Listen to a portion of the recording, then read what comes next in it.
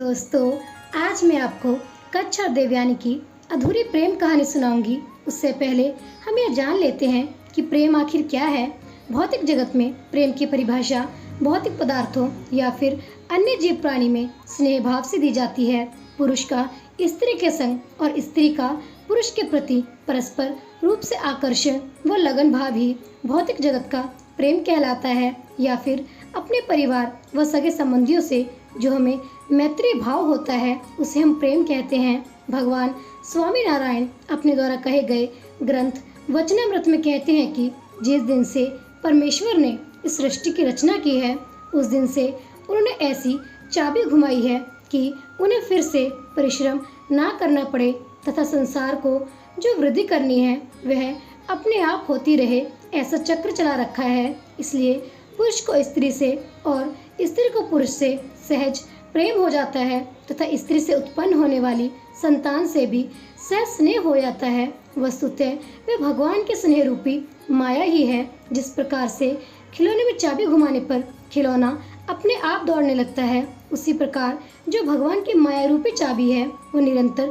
इस संसार को चलाती रहती है। इसी प्रकार से भौतिक जगत का जो प्रेम होता है वो भी भौतिक देह के समाप्त होने के साथ ही नष्ट हो जाता है। तो दोस्तों, वास्तविक प्रेम क्या है? क्या इससे बढ़कर भी कोई प्रेम है? उस विषय में हमारे संत और हमारे शास्त्र बताते हैं कि यदि किसी जीव को भगवान और भगवान के अखंड धारक संत में वृद्धि लग जाए और उनसे प्रेम हो जाए तो उसका कल्याण निश्चित ही है। ऐसे कितने ही उदाहरण हमें मिलते हैं, जैसे मीराबाई, नरसिंह मेहता, रसखान, शबरी माता जी और भी कितने भगवान के अनन्य भक्तों ने भगवान में मन लगाकर उनसे प्रीति करके अपने जीवन को सार्थक किया है। तो चलिए शुरू करते हैं देवयानी और कच्छ की अधूरी प्रेम कहानी। देवताओं की असुरों के साथ निरंतर पराजय के बाद देवों के राजा इंद्र ने एक सभा बुलाई। उस सभा में यह चर्चा हुई कि कैसे असुर हर बार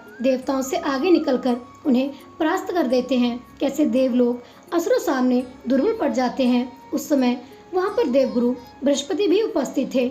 उन्होंने देवताओं के समक्ष ये बात रखी कि अवश्य ही असुरों ने युद्ध कौशल में प्रवीणता प्राप्त कर ली है। जब देवता संगीत और कला के भोगों में चूर थे तो असुर उस समय आयुष विद्या और धनुर्विद्या की साधना कर रहे थे।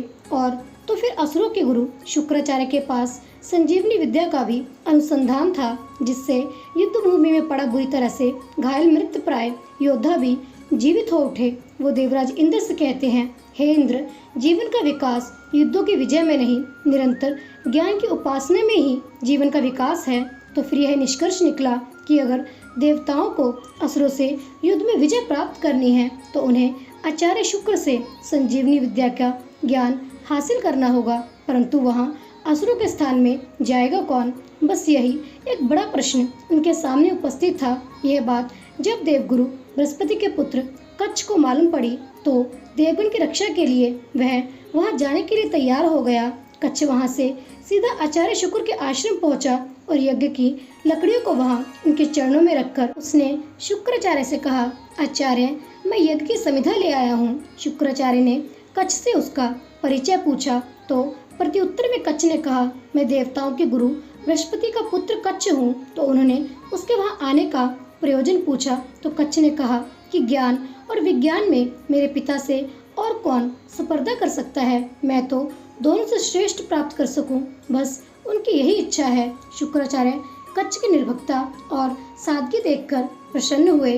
उन्होंने उसे अपने शिष्य के रूप में स्वीकार कर लिया और कच्छ भी वहीं गुरु आश्रम में रहकर ज्ञान की साधना में लग गया। जब असुरों को इस बात का पता चला तो उनसे रहा नहीं गया। वो इसकी शिकायत लेकर शुक्राचार्य के पास पहुँचे तो शुक्राचार्य ने ये कहकर उन्हें वहाँ से भेज दिया कि कच्छ में उन्हें ज्ञान के प्रति निष्ठावान शिष्य के अतिरिक्त और कुछ नहीं दिखता और वो खुद भी सचेत हैं। असुरों में भय का मानो एक विस्फोट हुआ हो। उन्हें लगा कि अगर शुक्राचार्य ने कच्छ को संजीवनी विद्या सिखा दी तो जो प्राथमिकता वो युद्ध में देवताओं के प्रति हासिल करते थे वो कहीं खत्म ना हो जाए। इसी कारण उन्होंने एक दिन जंगल में पशुओं को चराने गए। कच्छ को अकेले देखकर उसे मार दिया। शाम को जब सारी गायें वापस लौटी तो उनके साथ कच्छ कहीं नजर नहीं आए। शुक्राचार्य जी की एक पुत्री थी, उसका नाम देवयानी था। देवयानी मन ही मन कच्छ को पसंद करती थी। जब कच्छ का कोई समाचार नहीं मिला तो वो व्याकुल हो उठी। अपने पिता के पास जाकर अपने भाई और अपनी पीड़ा को उसने स्पष्ट किया और उनसे आग्रह भी किया कि निश्चित ही असुर ने कच्छ को मार दिया है, तो कृपया करके आप उसे संजीवनी विद्या से जीवित करके वापस बुला लीजिए। संतान मोह में विवश शुक्राचार्य ने कच्छ को पुनर्जीवित कर दिया, तो एक बार फिर असुरों ने मौका देखकर कच्छ को मार डाला। देवयानी के पुण्य आग्रह पर कच्छ वापस जीवित हो उठा। तीसरी बार असुरों ने मिलकर एक षड्यंत्र रचा।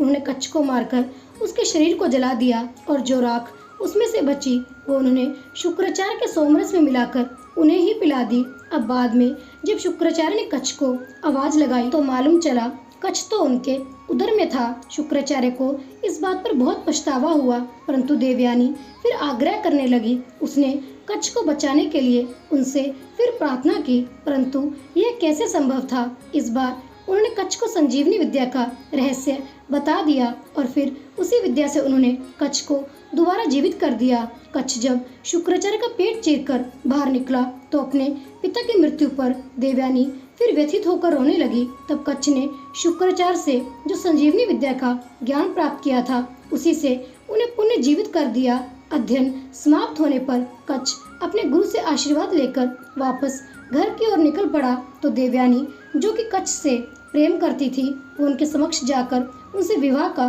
प्रस्ताव रख बैठी, परंतु कच्छ ने यह कहकर इनकार कर दिया कि वो गुरु पुत्री हैं और गुरु पिता समान होते हैं। इसी तरह वो उनकी बहन हुई तो वो उनसे विवाह नहीं कर सकते। यह सुनकर देवयानी को मानो कोई झटका लगा हो।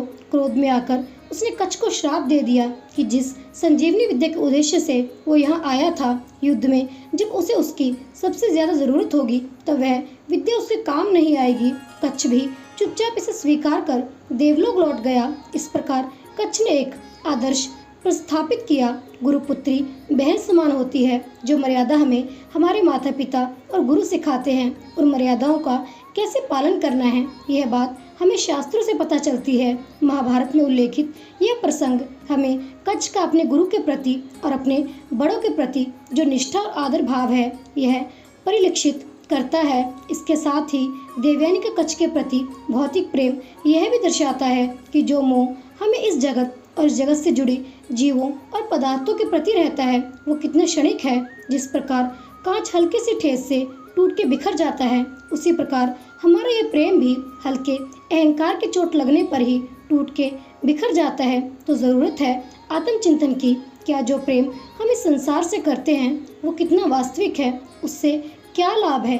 क्या ये वास्तव में कोई बंधन है जो हमें इस संसार से जकड़े रखता है। अगर ये बंधन है तो सही अर्थ में प्रेम का अर्थ क्या है। तो दोस्तों, इस प्रकार देवयानी और कच्छ की प्रेम कहानी यहीं पर समाप्त हो जाती है। आपको हमारी आज की एक कहानी कैसी लगी मुझे अवश्य बताइएगा, और अगर आपको मेरी कहानियाँ अच्छी लगती हैं तो कृपया मेरे चैनल को लाइक, सब्सक्राइब और शेयर करके मेरा मोटिवेशन बढ़ा दें। आपका बहुत बहुत धन्यवाद होगा।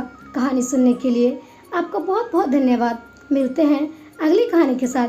तब तक के लिए आप सभी को मेरी तरफ से हर हर महादेव।